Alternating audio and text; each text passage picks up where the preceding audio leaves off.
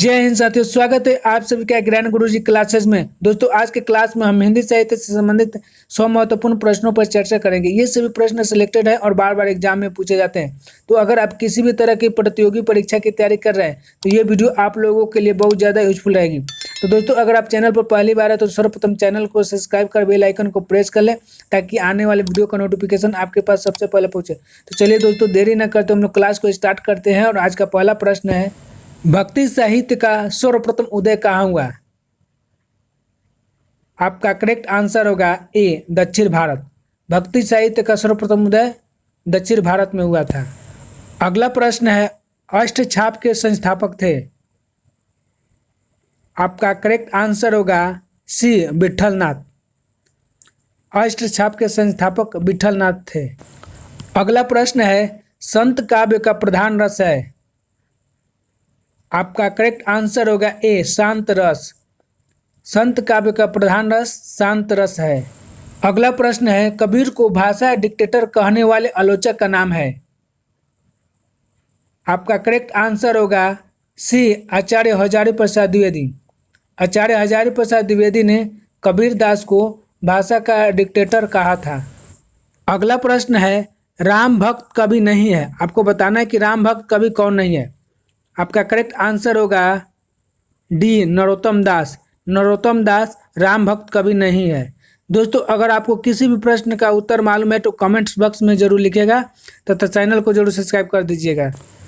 अगला प्रश्न है, इनमें से कौन अष्टछाप कवि नहीं है? आपका करेक्ट आंसर होगा बी, चरण दास। चरण दास अष्टछाप कवि नहीं है। अगला प्रश्न है, रास पंचाध्याय के रचयिता है? आपका करेक्ट आंसर होगा बी, नंददास। नंददास रास पंचाध्याय के रचयिता है। दोस्तों, यहाँ पर प्रिंट मिस्टेक हो गया है, रास पंचाध्यायी होगा। दोस्तों, अगला प्रश्न है, सिख पंथ के प्रवर्तक संत थे? आपका करेक्ट आंसर होगा ए, गुरु नानक। गुरु नानक सिख पंथ के प्रवर्तक संत थे। अगला प्रश्न है, सरस्वती पत्रिका के संपादक कौन थे? आपका करेक्ट आंसर होगा बी, महावीर प्रसाद द्विवेदी। महावीर प्रसाद द्विवेदी सरस्वती पत्रिका के संपादक थे। कब बने थे? 1903 ईस्वी में, याद रखेंगे। महावीर प्रसाद द्विवेदी 1903 ईस्वी में सरस्वती पत्रिका के संपादक बने थे। अगला प्रश्न है, आदिकाल को चारण काल नाम किसने दिया? आपका करेक्ट आंसर होगा सी, ग्रियर्सन। जॉर्ज ग्रियर्सन ने आदिकाल को चारण काल नाम दिया। अगला प्रश्न है, पृथ्वीराज रासो हिंदी साहित्य के किस काल में लिखा गया? आपका करेक्ट आंसर होगा ए, आदिकाल। पृथ्वीराज रासो हिंदी साहित्य के आदिकाल में लिखा गया। और इसके लेखक कौन है? चंद बरदाई, याद रखेंगे, चंद बरदाई। अगला प्रश्न है, कमायनी के रचनाकार कौन है? आपका करेक्ट आंसर होगा डी, जयशंकर प्रसाद। कमायनी के रचनाकार जयशंकर प्रसाद है। दोस्तों, यह जयशंकर प्रसाद की अंतिम काव्य कृति है और इसका प्रकाशन वर्ष क्या है? 1935 ईस्वी, याद रखेंगे। कमायनी का प्रकाशन वर्ष क्या है? 1935 ईस्वी। अगला प्रश्न है, महावीर प्रसाद द्विवेदी ने आदिकाल का क्या नाम रखा है? आपका करेक्ट आंसर होगा ए, बीजोपन काल। महावीर प्रसाद द्विवेदी ने आदिकाल का नाम बीजोपन काल रखा है। अगला प्रश्न है, the modern vernacular literature of Hindustan किसने लिखा है? आपका करेक्ट आंसर होगा George Abraham Grierson. George Abraham Grierson ने the modern vernacular literature of Hindustan लिखा है। अगला प्रश्न है, कबीर दास को वाणी का डिक्टेटर किस आलोचक ने कहा है? आपका करेक्ट आंसर होगा बी, हजारी प्रसाद द्विवेदी। हजारी प्रसाद द्विवेदी कबीर को वाणी का डिक्टेटर कहा है। अगला प्रश्न है, धनिया किस उपन्यास की पात्र है? आपका करेक्ट आंसर होगा ए, गोदान। धनिया गोदान की पात्र है। अगला प्रश्न है, किस कवि को कठिन काव्य का प्रेत कहा जाता है? आपका करेक्ट आंसर होगा सी, केशव दास। केशव दास को कठिन काव्य का प्रेत कहा गया है। अगला प्रश्न है, घनानंद किस काव्य धारा के प्रमुख कवि हैं? आपका करेक्ट आंसर होगा ए रीतिमुक्त। घनानंद रीतिमुक्त काव्यधारा के प्रमुख कवि है। अगला प्रश्न है 100 अनाज एक सुजान किसकी रचना है? आपका करेक्ट आंसर होगा बी बाल कृष्ण भट्ट। 100 अनाज एक सुजान बाल कृष्ण भट्ट की रचना है। अगला प्रश्न है द्विवेदी युग का नामकरण किसके नाम पर हुआ? आपका करेक्ट आंसर होगा बी महावीर प्रसाद द्विवेदी। अगला प्रश्न है गोवर्धन दास भारतेंदु के किस नाटक का पात्र है? आपका करेक्ट आंसर होगा सी अंधेर नगरी। अगला प्रश्न है प्रेम घन किसका उपनाम है? आपका करेक्ट आंसर होगा बी बद्री नारायण चौधरी प्रेम घन। अगला प्रश्न है शिव सिंह सरोज किसका इतिहास ग्रंथ है? आपका करेक्ट आंसर होगा ए शिव सिंह सेंगर। शिव सिंह सरोज शिव सिंह सेंगर के इतिहास ग्रंथ है। अगला प्रश्न है हिंदी साहित्य का दूसरा इतिहास किसका इतिहास ग्रंथ है? करेक्ट आंसर होगा सी डॉक्टर बच्चन सिंह। डॉक्टर बच्चन सिंह हिंदी साहित्य का दूसरा इतिहास ग्रंथ के आलोचक है। अगला प्रश्न है आचार्य शुक्ल का इतिहास ग्रंथ हिंदी शब्दसागर से किस नाम से प्रकाशित हुआ था? आपका करेक्ट आंसर होगा ए हिंदी साहित्य का इतिहास।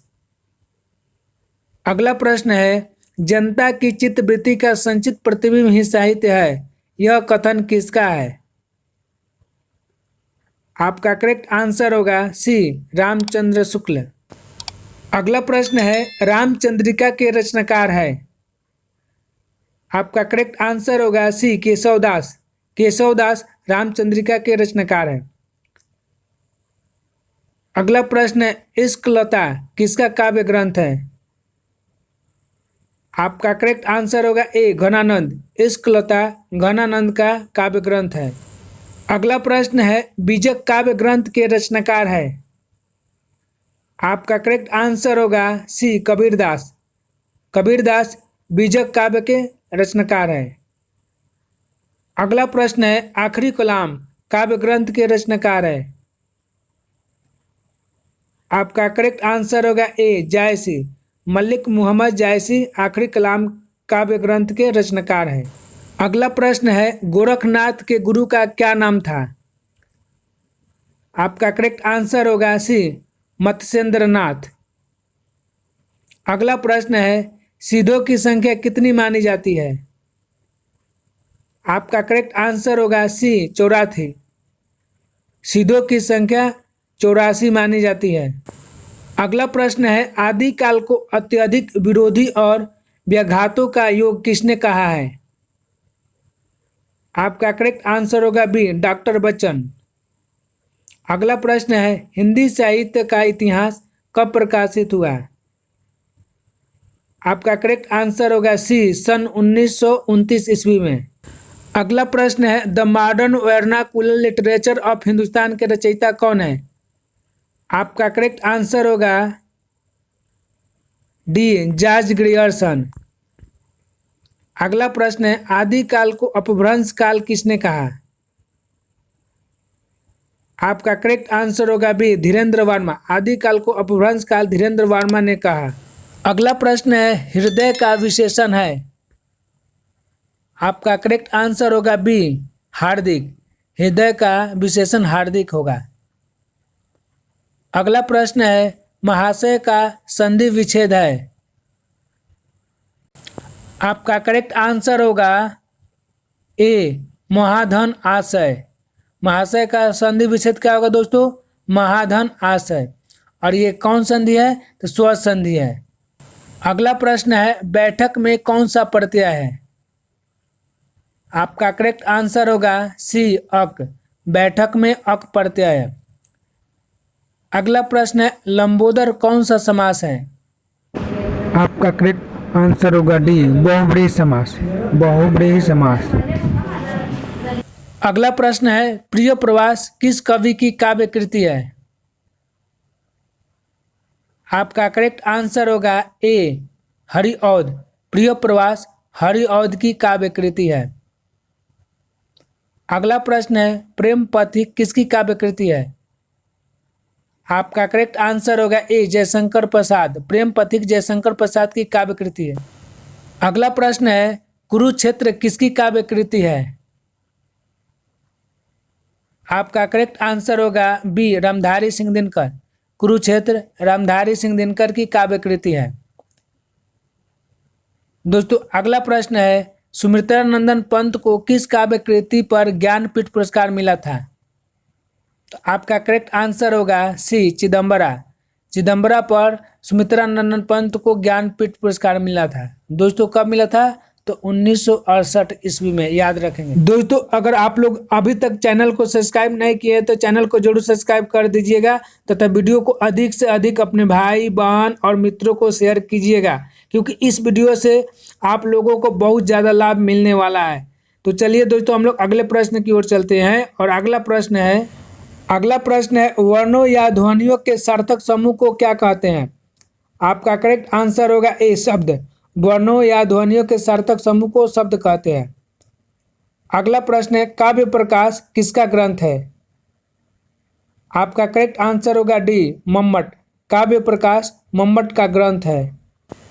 अगला प्रश्न है व्युत्पत्ति की दृष्टि से शब्द के भेद है।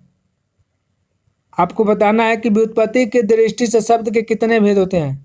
तो आपका करेक्ट आंसर होगा बी 4। व्युत्पत्ति की दृष्टि से शब्द के 4 भेद होते हैं, तत्सम तद्भव देशज विदेशज। अगला प्रश्न है वक्रोक्ति संप्रदाय के प्रवर्तक है।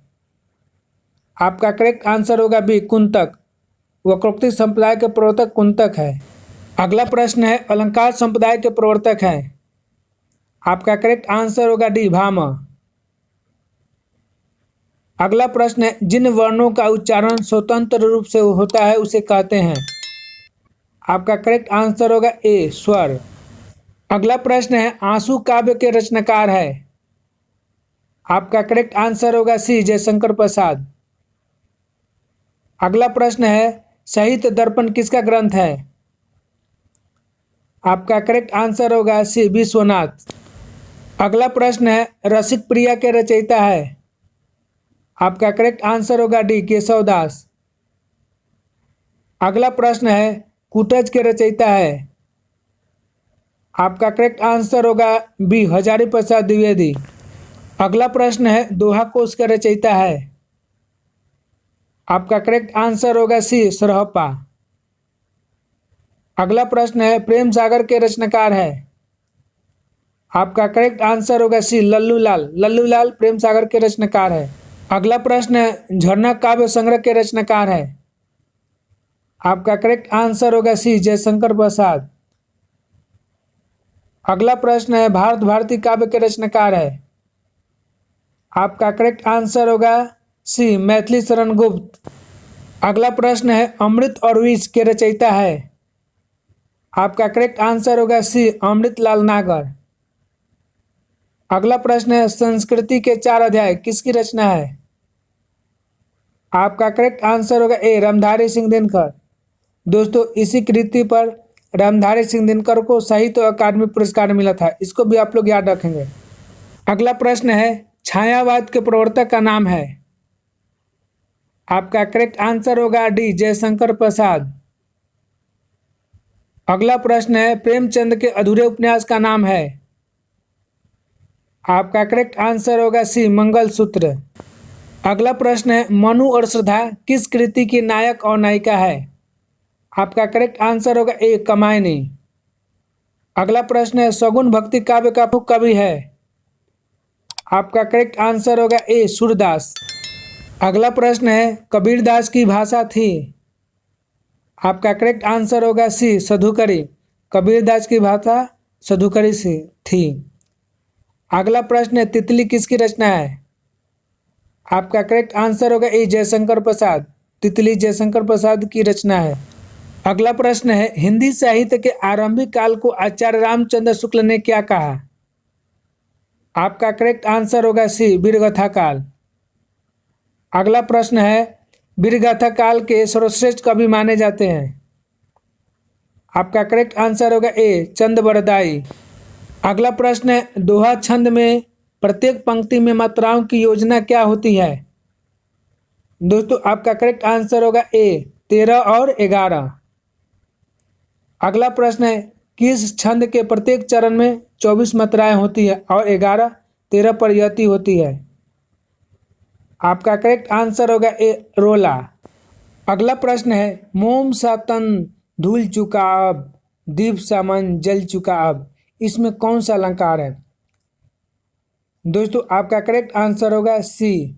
दोस्तों अगर योजक चिन्ह के साथ सा से सी, योजक चिन्ह के साथ सा से सी आएगा तो वहाँ पर कौन सा अलंकार हो जाएगा, उपमा अलंकार हो जाएगा। याद रखेंगे योजक चिन्ह के साथ सा से सी, देखिए मोम सा और दीप सा, देखिए योजक चिन्ह है उसके बाद सा आया है तो यहाँ पर कौन सा अलंकार हो जाएगा, उपमा अलंकार हो जाएगा।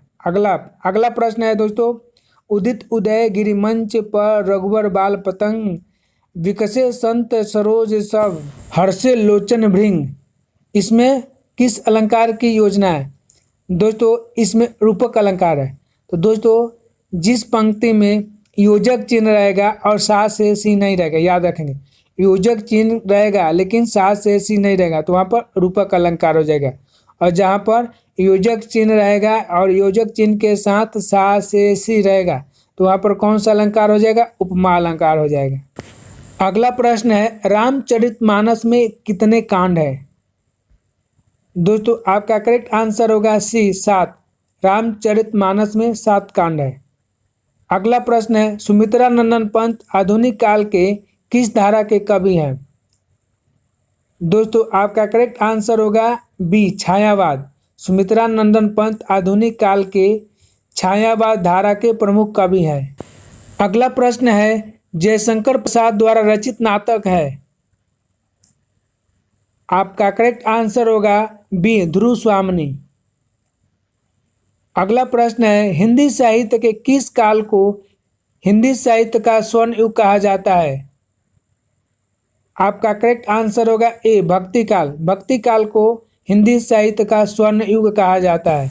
अगला प्रश्न है गोदान किस विधा की रचना है। दोस्तों आपका करेक्ट आंसर होगा सी उपन्यास। गोदान एक उपन्यास है और यह प्रेमचंद का लिखा हुआ उपन्यास है। अगला प्रश्न है हल्दी घाटी के रचनाकार कौन है। आपका करेक्ट आंसर होगा सी श्याम नारायण पांडे। हल्दी घाटी के रचनाकार श्याम नारायण पांडे हैं। अगला प्रश्न है उत्तर मध्यकाल को रीतिकाल की संज्ञा किस विद्वान ने दी है। आपका करेक्ट आंसर होगा बी आचार्य रामचंद्र शुक्ल। अगला प्रश्न है निज भाषा उन्नति आहे सब उन्नति को मूल, यह किसका कथन है। आपका करेक्ट आंसर होगा ए भारतेंदु हरिश्चंद्र। अगला प्रश्न है हिंदी में सूफी प्रेमाख्यान लिखने वाले कवि हैं। आपका करेक्ट आंसर होगा बी मलिक मोहम्मद जायसी। अगला प्रश्न है भक्ति काल के किस कवि के नाम के पूर्व गोस्वामी लगाया जाता है। तो आपका करेक्ट आंसर होगा सी तुलसीदास। अगला प्रश्न है हिंदी साहित्य के प्रारंभिक काल का आदिकाल नामकरण किसने किया। आपका करेक्ट आंसर होगा बी आचार्य हजारी प्रसाद द्विवेदी। अगला प्रश्न है भक्ति काल की समय सीमा क्या मानी गई है। आपका करेक्ट आंसर होगा सी संवत 1375 से 1700। अगला प्रश्न है हिंदी साहित्य के प्रारंभिक इतिहास मिश्र बंधुओं द्वारा लिखित 4 खंडों की रचना का क्या नाम है। आपका करेक्ट आंसर होगा बी मिश्र बंधु विनोद। आपका करेक्ट आंसर होगा बी मिश्र बंधु विनोद।